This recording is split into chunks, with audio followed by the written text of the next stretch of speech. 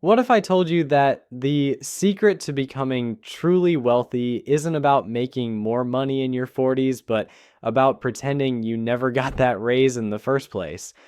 What if the path to financial freedom actually requires you to live like you're still scraping by on your entry level salary, even when you're pulling in six figures? Most people think I've lost my mind when I suggest this, and honestly, I understand why. We've been programmed to believe that success means upgrading everything the moment we can afford it. Bigger house, fancier car, designer clothes, expensive vacations. After all, you've worked hard for decades, so shouldn't you finally get to enjoy the fruits of your labor? Here's the thing that might shock you. The people who look the richest in their 40s are often the ones who'll be working until they're 70. Meanwhile, the person driving the 10-year-old Honda and living in the modest house might retire at 55 with more wealth than their flashy neighbors could ever imagine.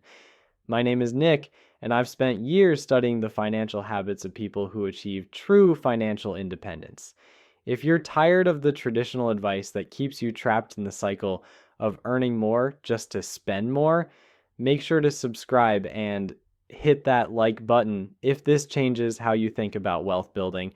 Now, before we dive deep into this counterintuitive strategy, let me be clear about something. I'm not suggesting you live like a monk or deprive yourself of everything enjoyable. What I'm talking about is something far more sophisticated. It's called stealth wealth, and it's the most powerful financial strategy that almost nobody talks about. Stealth wealth isn't about being cheap or miserly. It's about being strategically invisible with your money while it quietly grows in the background. It's about understanding that there's a massive difference between looking wealthy and being wealthy. And here's the kicker that most people never realize until it's too late. These two things are often mutually exclusive. Think about the wealthiest people you know personally, not the celebrities or business moguls you see on TV, but the actual wealthy people in your community. Chances are they don't look particularly wealthy. They're not driving the flashiest cars or living in the biggest houses on the block. They've mastered the art of living below their means while their net worth climbs steadily upward. This strategy becomes especially powerful when you hit your 40s because this is when most people experience their peak earning years. Your salary has likely doubled or tripled from what you made in your 20s. You've probably received promotions, bonuses, maybe even started a side business. But here's where most people make the crucial mistake that keeps them financially trapped forever. They immediately inflate their lifestyle to match their new income level. The fancy apartment becomes a luxury home. The reliable used car gets replaced with a lease on something German and expensive. The occasional dinner out becomes a regular habit of expensive restaurants. What they don't realize is that they're essentially stealing from their future selves every single month. Let me paint you a picture of what this looks like in real life. Meet Sarah and Mike, both 42 years old, both earning roughly the same income of $90,000 per year.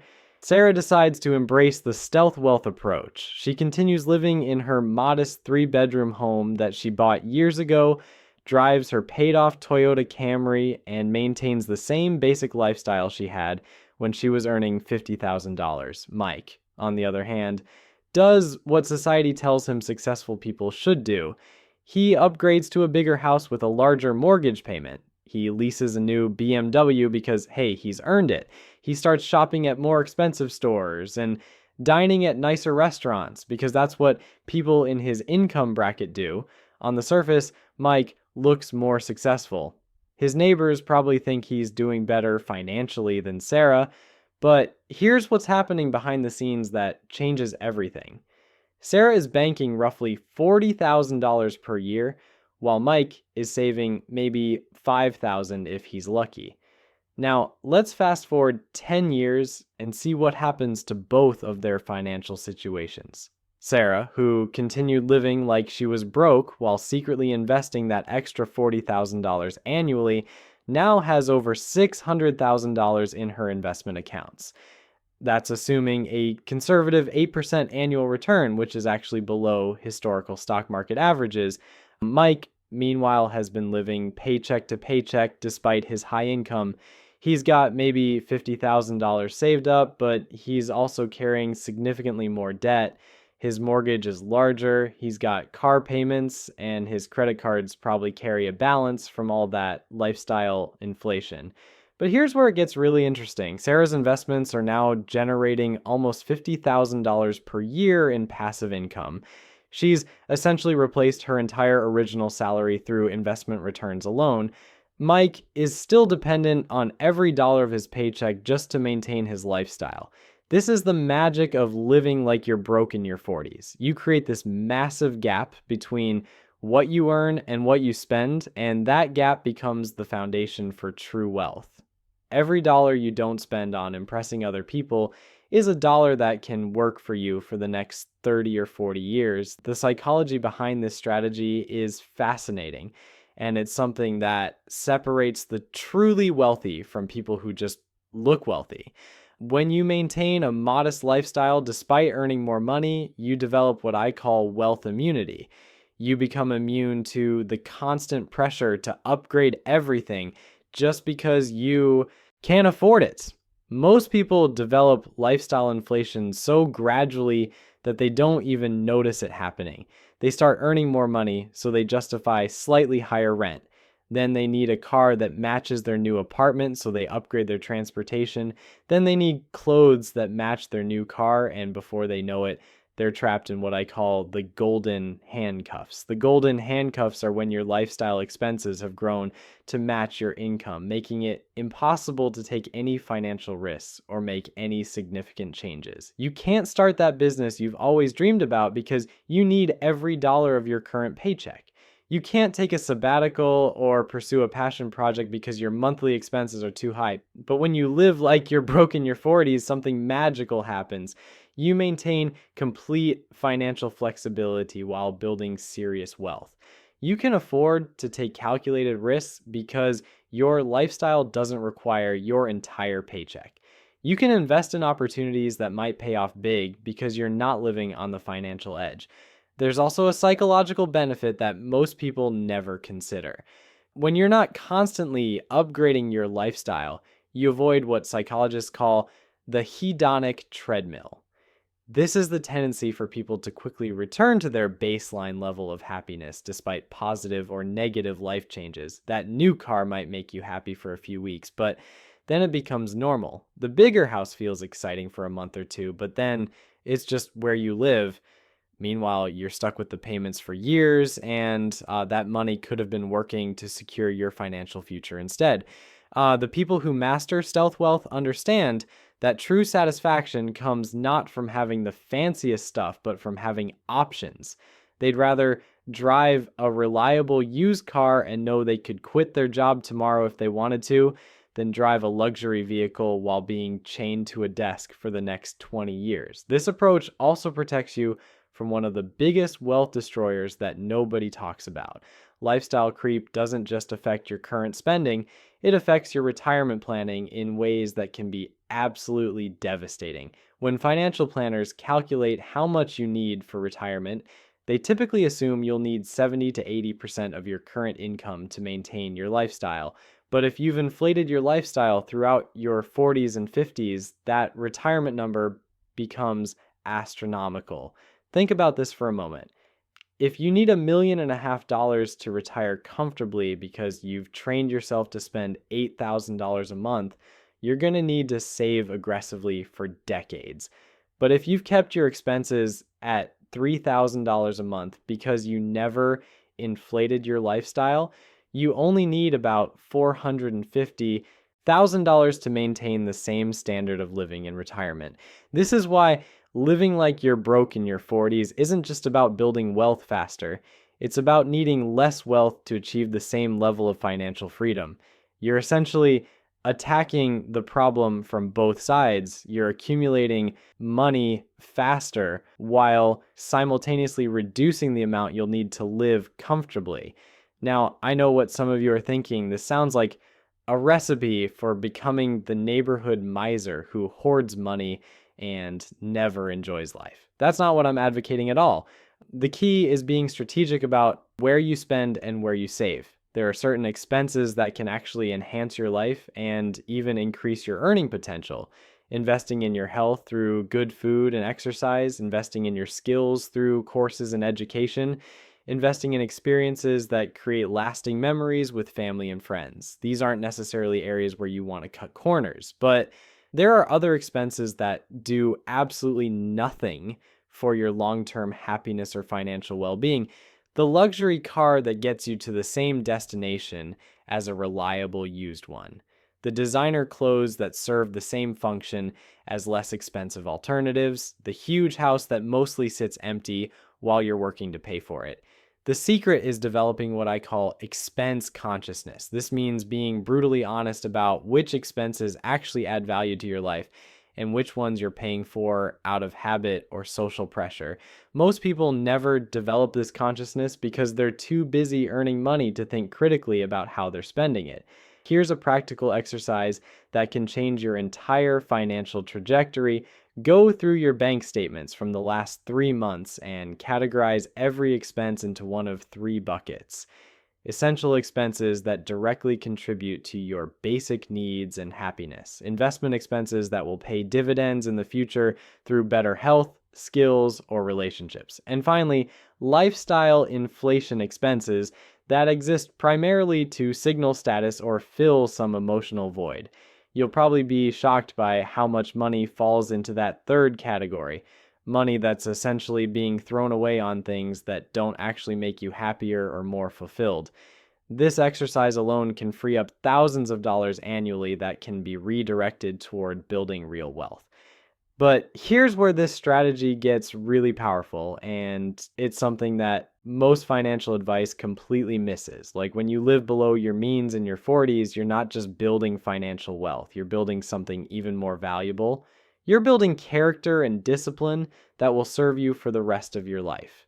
The person who can earn $90,000 and live comfortably on $50,000 has developed a superpower that most people never acquire. They've learned to separate their identity from their consumption. They've broken free from the need to impress others with material possessions. They've discovered that true confidence comes from financial security, not from driving the newest car on the block. This mental shift is absolutely crucial because it affects every financial decision you'll make for the rest of your life. When you're not emotionally attached to spending money on status symbols, you make rational decisions based on long-term benefit rather than short-term gratification. Consider the ripple effects of this approach on your family and relationships. When you're not stressed about money because you're living well below your means, you're more present and engaged with the people you care about. When you're not working overtime to pay for lifestyle inflation, you have more time for relationships and hobbies that actually fulfill you. Your children, if you have them, learn by example that happiness doesn't come from having the most expensive stuff. They see that security and peace of mind come from making smart financial choices, not from trying to keep up with everyone else. This is a lesson that will serve them for their entire lives, potentially breaking generational cycles of financial stress. There's also the freedom factor that most people never consider until it's too late. When you're locked into high monthly expenses because of lifestyle inflation, you lose the freedom to make career changes. You can't take a lower paying job that might be more fulfilling. You can't start your own business because you need that steady paycheck to cover all your obligations. But when you've maintained low expenses despite higher earnings, you have options. You can take calculated risks with your career because you're not living on the financial edge. You can pursue opportunities that might not pay off immediately, but could lead to much greater long-term success and satisfaction. I've seen this play out countless times in real life. The people who maintain modest lifestyles often end up taking entrepreneurial risks that pay off big. They can afford to leave corporate jobs to start businesses because their low overhead gives them a cushion. Meanwhile, their high-spending peers stay trapped in jobs they hate because they can't afford to take any risks. The compound effect of this approach extends far beyond just the money you save. When you're not constantly worried about making ends meet or keeping up with the Joneses, you make better decisions in all areas of life. You're more likely to invest in your health because you're thinking long-term. You're more likely to maintain strong relationships because you're not stressed about money all the time. Living like you're broke in your 40s also protects you from economic downturns and unexpected life events. When the next recession hits, and it will hit, you're not scrambling to cut expenses that you've grown accustomed to. You're already living efficiently, so you can weather financial storms much more easily than people who've inflated their lifestyles to match their peak earnings. This preparation becomes especially valuable as you get older and potentially face health issues or other challenges that might affect your income. The person who's kept their expenses low has multiple layers of financial protection, while the person who's spent every dollar they've earned is vulnerable to any disruption in their income stream. There's something almost rebellious about this approach in our consumer-driven culture. You're essentially rejecting the message that success means spending more money. You're choosing substance over style, security over status. And in a world where most people are drowning in debt despite high incomes, this rebellion might be the smartest thing you can do. The beauty of this strategy is that it's completely within your control. You don't need to wait for a promotion or a better job market. You don't need to rely on investment returns or economic conditions. You can start living like you're broke tomorrow, regardless of how much money you're currently making. The hardest part about implementing this strategy isn't the financial discipline, it's dealing with the social pressure and judgment from people who think you're wasting your life. Your coworkers will wonder why you're still driving that reliable Honda when everyone knows you could afford something much nicer. Your neighbors might assume you're having financial troubles when you're actually building more wealth than most of them combined. This social dynamic creates an interesting paradox. The very behaviors that make you look less successful are the exact behaviors that will make you genuinely successful. While your peers are posting Instagram photos of their new luxury purchases, you're quietly accumulating assets that will fund decades of freedom. The key is developing what I call selective spending consciousness. This means being incredibly intentional about every dollar while still maintaining your sanity and relationships. You're not trying to win any extreme frugality contests here. You're simply refusing to fall into the trap that catches most high earners. Here's where it gets psychologically fascinating. When you maintain a modest lifestyle despite earning significantly more, you start to see money differently than most people. Instead of viewing it as something to spend, you begin seeing every dollar as a little employee that can work for you 24 hours a day, 7 days a week for the next 30 years. That $100 dinner isn't just $100 anymore. It's potentially $800 in lost wealth over the next 2 decades when you factor in compound growth. This isn't about becoming obsessive or neurotic about spending. It's about developing the awareness that most people completely lack. The wealthy understand something that the middle class never figures out. Every purchasing decision is actually an investment decision. When you buy that luxury car, you're not just spending $60,000. You're investing $60,000 in a depreciating asset that will be worth maybe $20,000 in 5 years. Meanwhile, that same $60,000 invested in appreciating assets could be worth over $150,000 in 10 to 20 years. Most people in their 40s make this calculation backwards. They think about what they can afford in terms of monthly payments rather than total cost of ownership. They'll happily sign up for a $700 car payment because it fits in their budget without considering that $8,400 per year could generate serious wealth if invested instead. This payment mentality is exactly what keeps high earners trapped in financial mediocrity. They can afford all the payments, so they assume they're doing well financially, but payments are wealth destroyers, even when you can technically afford them. Every payment you make is money that could have been working to secure your future instead of funding someone else's profit margins. The people who achieve real financial independence in their 50s understand that cash flow and net worth are two completely different things. You can have excellent cash flow and still be broke if all your money is going toward liabilities. Conversely, you can live modestly and build substantial net worth by directing your cash flow toward assets instead of lifestyle inflation. Here's something that might surprise you about the psychology of wealthy people. They often derive more satisfaction from watching their net worth grow than from spending money on stuff. There's something deeply satisfying about seeing your investment accounts increase every month, knowing that you're buying your future freedom $1 at a time.